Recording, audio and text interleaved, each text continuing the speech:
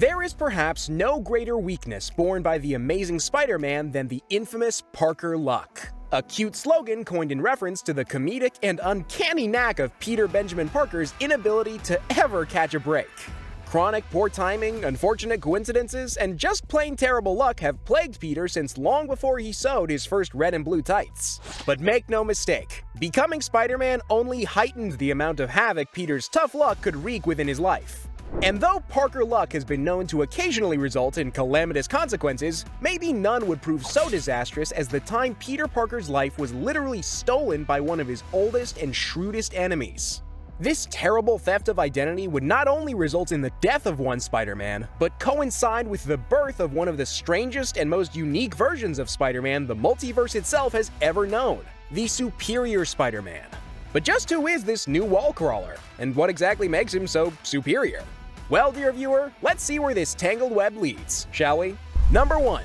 Dying Wish. Dying Wish was a 3-issue storyline that officially brought about the end of the Amazing Spider-Man comic book series, and consequently transitioned into the debut of the Superior Spider-Man. In this brief but hugely consequential story arc, it's revealed that one of Peter's long-standing archenemies, Dr. Otto Octavius, is dying courtesy of injury sustained as the criminal mastermind, Dr. Octopus. When in his final hours, Otto weakly asks for the presence of one Peter Parker. The Avengers call in Spidey to honor the villain's last request. However, no one could possibly have guessed what was truly transpiring behind the scenes. For when Spidey enters Doc Ock's cell to pay his final respects, their conversation takes a dizzying turn. "You had something you wanted to say to me?" Spider-Man asks the dying doctor, to which Octopus manages to whisper, "Peter Parker." "Yes," Spidey answers, "I'm Peter Parker." But somehow fighting through the pain, Otto pushes back. "No, I'm Peter Parker," he manages. With this, Spider-Man's expression uncharacteristically hardens into a cold, unforgiving glare as he stares down at the dying man. "Not anymore, Spider-Man. From now on, I am Peter Parker," Spidey announces. "I have all of your memories. I know everything you knew. I have your life and everything that comes with it. And you are now Otto Octavius, with what little time you have left." As the man speaks, his voice grows graver still. "Trapped in a broken body, brought about by years of your brutal beatings, and like a good magician, I shall not reveal my secrets. You will die, never knowing how I performed my last and greatest trick."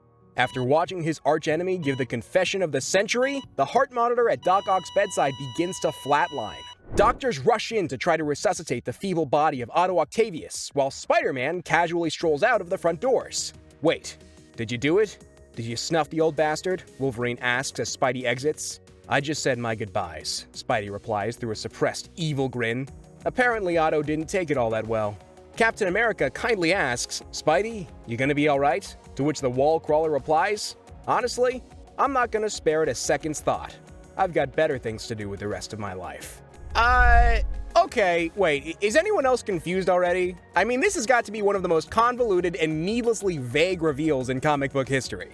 To help us out, let's go through all of the implications of the bombshells revealed in that deathbed conversation between Octopus and Spider. First off, and most importantly, somehow Dr. Octopus has managed to trade bodies with Peter Parker, which means that Otto's mind is inhabiting Peter's body while Peter's mind is stuck inside of Otto's own decrepit, bedridden frame.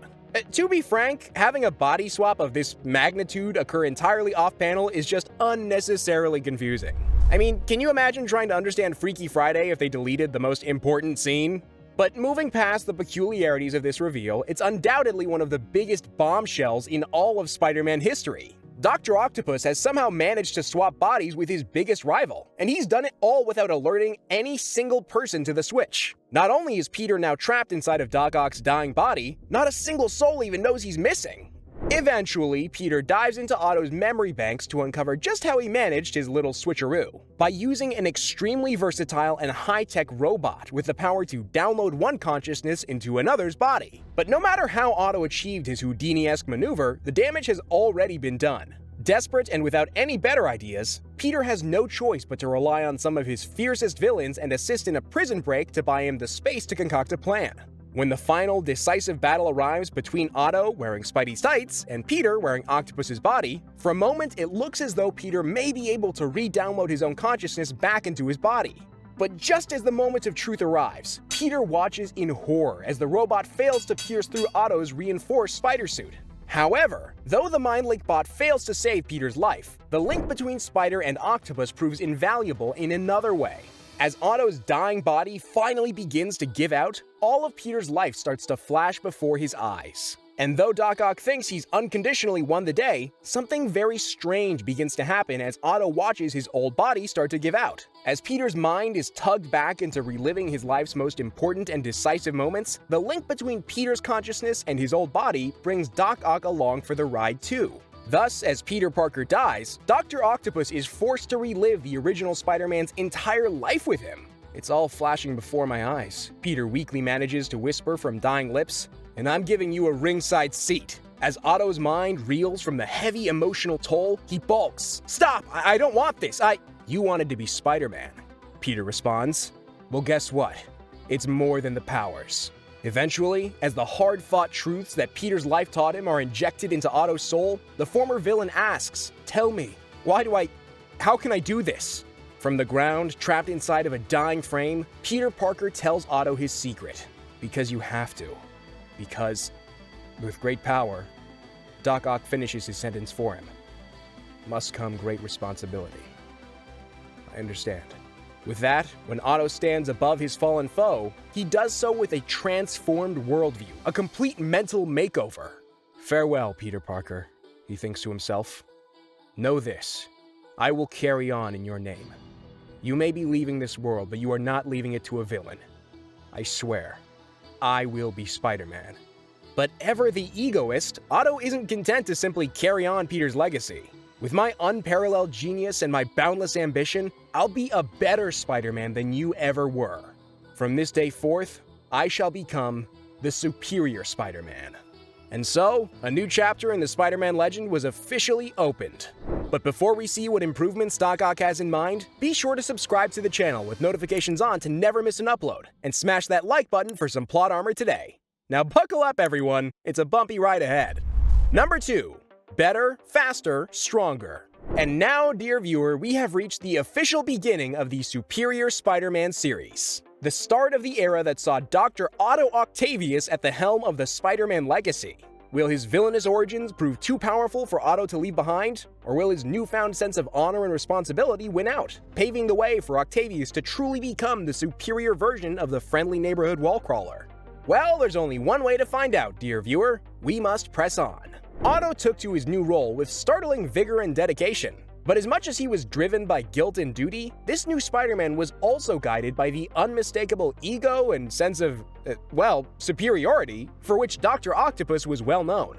However, to his credit, Otto did seem to set out with the best of intentions at heart. He spent hours and hours putting his own genius spin on some of Parker's inventions, updating not only Spidey's looks for his tenure, but revitalizing his tech with increased practicality and versatility, promising that he would implement a more efficient and more effective crime-fighting methodology than Peter ever did.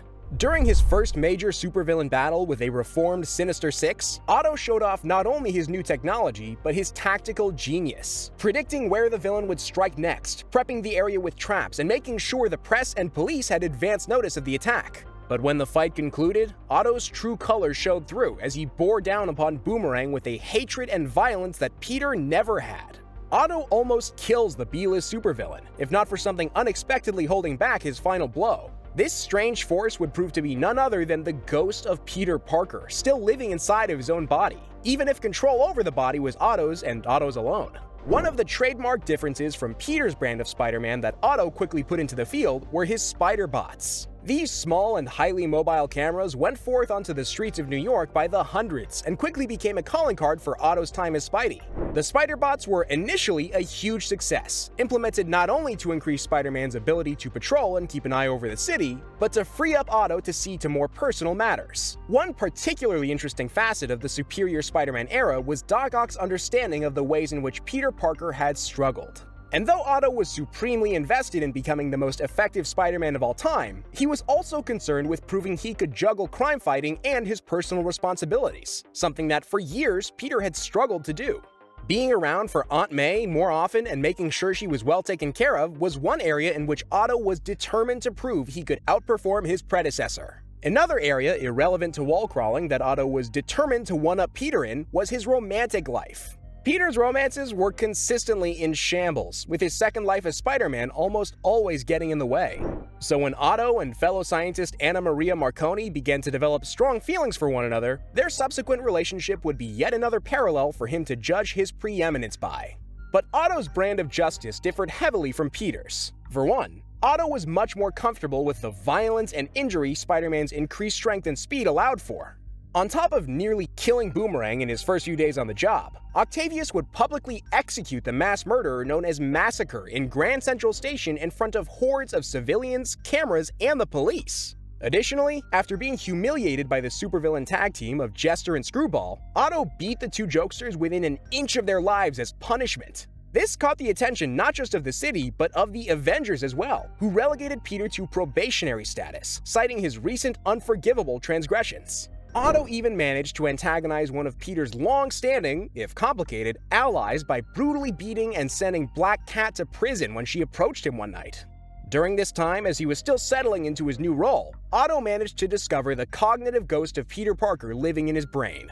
Using technology he himself spearheaded, Octavius would venture into his own head to root out the mental stowaway. It culminates in Doc Ock having to effectively kill Peter Parker again, an act that Otto had originally professed to regret. Even as all of these mistakes began to catch up with him, Otto still felt that he was in the right. In all of the ways it mattered to him, Otto truly believed that he was well on his way to becoming the best Spider-Man to ever live. However, in a bout of what could be considered some inherited Parker luck, Otto was about to find himself face-to-face with more Spider people than he ever knew existed. Number 3. Proving Grounds. After an explosion of temporal energy at the Horizon Labs facility saved the life of Spider-Man 2099, Otto was swept up in the now famous Spider-Verse events that proved a major turning point in the lives of every being to wear the spider across time and space. Obviously for Otto, this extra-dimensional gathering of every spider person presented the perfect opportunity to prove once and for all that he was the single best Spider-Man to ever live. Of course, in his zeal to prove his dominance, Otto supremely underestimated the immensely powerful Inheritors, whose entire existence is based on consuming spiders from any and all universes.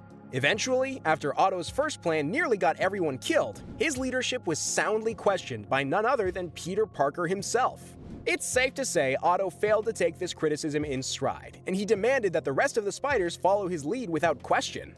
More than any other moment during his time as Spider-Man, Otto's involvement during the Spider-Verse saga saw his weaknesses front and center.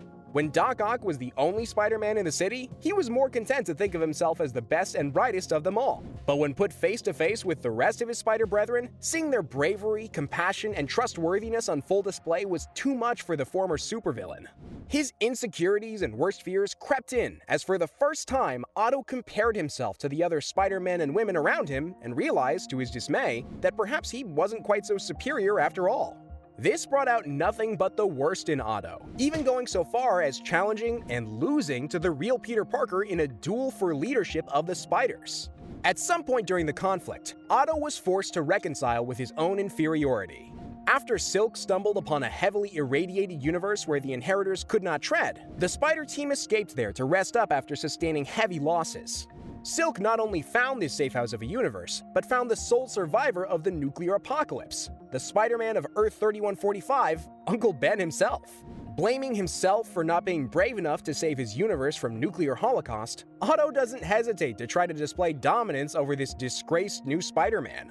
Admit it, this world is a burnt-out cinder because you quit, because something terrible happened and there was no Spider-Man to stop it. Ben Parker looks down, ashamed, and agrees with Otto. Yes, he says, while I was hiding down here, a madman held the world hostage with a nuclear ransom. I'll always wonder if I could have made a difference, but I'll never know. Maybe I could have spotted Otto Octavius. Maybe not. The man was arrogant and worse, a fool. Uncle Ben pressed on. From all I can figure out, he must have made some miscalculation. All his demands were being met, but his device went off prematurely, doomed us all. Otto is incredulous to hear this tragic history, and it only serves to remind him of his past life and all that he is looking to redeem himself for. In the end, as the Spider being gear up for the final battle, it's ultimately Otto who convinces Uncle Ben to suit up and step in line beside the other Spiders. We all have feet of clay, he says. We all fall down. But in us is the spirit to rise back up. It's not the power of the spider that makes any of us who we are. It's the will of the man. Of course, even as it seems like Otto may have learned his lesson, he immediately almost compromises the entire mission by murdering the Master Weaver in cold blood. Eventually, once the inheritors were dealt with, Otto had to be forcibly held down and kept from severing the strands of fate simply as payback for what he viewed as an unacceptable future in which he would lose the mantle of Spider-Man, which we'll be seeing firsthand in just a few moments. Once Otto had been soundly beaten by the rest of the Spider-Folk, they forcibly returned him to his timeline. Otto awoke outside of the exploded Horizon Labs with no memory of the entire endeavor, and any lessons he may have learned during the Spider-Verse saga purged from his head. Thus, Otto Octavius entered the final act of his time as Spider-Man, though even a brilliant mind such as his could hardly have imagined how it would finally end. Number 4. Curtain Call. At this point, the superior Spider-Man had fought and defeated the Sinister Six, the Vulture, the Hobgoblin, and Alistair Smith. Understandably, when he returned from his forgotten adventures through the multiverse, Otto was feeling pretty good about himself. However, the superior Spider-Man hadn't yet faced any of Spidey's most terrifying and dangerous villains, the A-listers, as it were. As one of those villains himself, one would think that Otto would have prepared to meet some of Spider-Man's arch-enemies, but the final 2 encounters of his wall-crawling career would prove to Otto just how unprepared he truly was. They would also, interestingly, teach Otto the most valuable lesson of his life, and ultimately bring him as close as he would ever come to truly being a superior Spider-Man.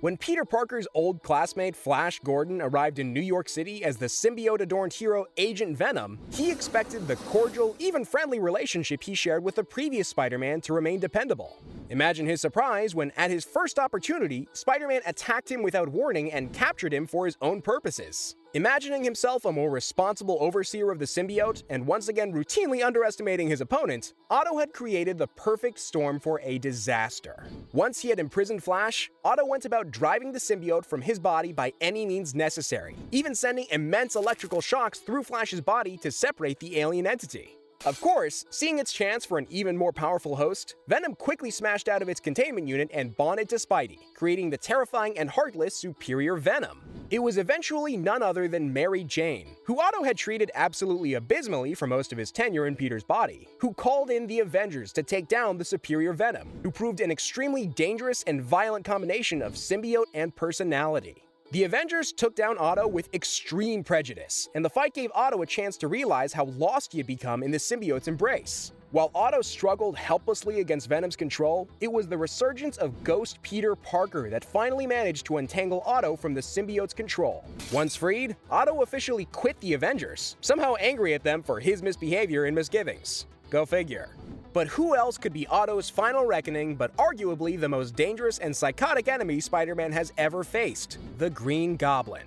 During Otto's entire reign, Gobby had been slowly but surely gaining power around the city, hacking Otto's spider bots and easily concealing his criminal activities from Spider-Man as Otto grew distracted with the many adventures he was having in Peter's body. When the Goblin finally made himself known to Otto, his attack would be quick and without mercy. Before he knew what was happening around him, Norman Osborn had turned all of Otto's tech and cutting-edge crime-fighting methods against him and held the city in the palm of his hand. Osborn, Otto realizes suddenly and with terror. All this time it was you, and now you want me to know, not just that it's you, but that it's over, and you've already won. But even though he now understands the game board, Otto still can't see Green Goblin's true plans. Soon, Green Goblin calls Spider-Man in for a truce meeting and reveals that he knows of Otto's mental gymnastics, offering the former Doc Ock a spot in his criminal empire. Unsurprisingly, Otto refuses the Goblin's offer, and the two are pitted against one another in earnest. Of course, Osborn opts for a Goblin classic when he kidnaps Anna Maria, Otto's girlfriend, in a vicious reference to the time he kidnapped Gwen Stacy to draw out Peter. Now, as then, the trick works like a charm. Otto desperately combs the city for any sign of Anna Maria, without a trace. More and more, as he searches for his love, Otto finds himself asking, damn it, what would Parker do? After chasing the second red herring the Goblin has left for him, Octavius solemnly realizes something profound. He speaks to the ghost of the man he murdered as he races back to his lab. I'm arrogant, yes, but it's because I know, underneath it, that I'm not the best. I'm flawed, so I overcompensate. Then he looks at Peter with fresh eyes. But you're guilt-ridden because deep down, you know you are smarter than others. Better. But it came at a painful price. So you sabotage yourself. That won't happen today. You said it yourself, when lives are at stake, you don't hesitate. When Spidey reaches the lab, he puts on the device he once used to purge Peter Parker from his brain. Using that mental reconstitution, Otto erases all of his memories and personality from Peter's brain. You must have no distractions, no confusion, Otto explains as he slowly deletes himself from his own mind. I'm expunging all my memories, one after the other. My life as a villain must be erased, along with my heroic deeds. Finally, the last thing of Otto to be deleted is his love for Anna Maria. You really love her, Peter says as he and Otto solemnly wait for the procedure to end. Yes, Otto replies, and to save her, I must give up every part of that love. For I know, only you can save her. Because you are the superior Spider-Man. And with that, Otto Octavius' sacrifice is complete. From killing his rival and stealing his body, to giving up his own life for the woman he loves. This moment, the moment Octavius willingly sacrifices everything in order to do the right thing, is the moment he proves himself truly a Spider-Man through and through. With that, tears in his eyes and his brain fully his own again, Peter Parker takes control of his body once more. The tale of the superior Spider-Man had finally come to a poignant close. In the aftermath of Otto's sacrifice, Peter was able to take the Goblin by surprise, successfully dismantling Osborn's criminal operation, saving Anna Maria, and beating the Green Goblin to a pulp for good measure. And though the final victorious punch would be thrown by the one and only Peter Parker, let it be known that it was Otto Octavius who had to overcome his insecurities and take responsibility for his mistakes in order for Spider-Man to triumph once more. Thank you so much for watching today's video. Were you rooting for Otto while he tried to become the greatest Spider-Man of all time? Let us know what you thought in the comments. And on behalf of all of us here at Plot Armor Comics, we hope you have a superior day.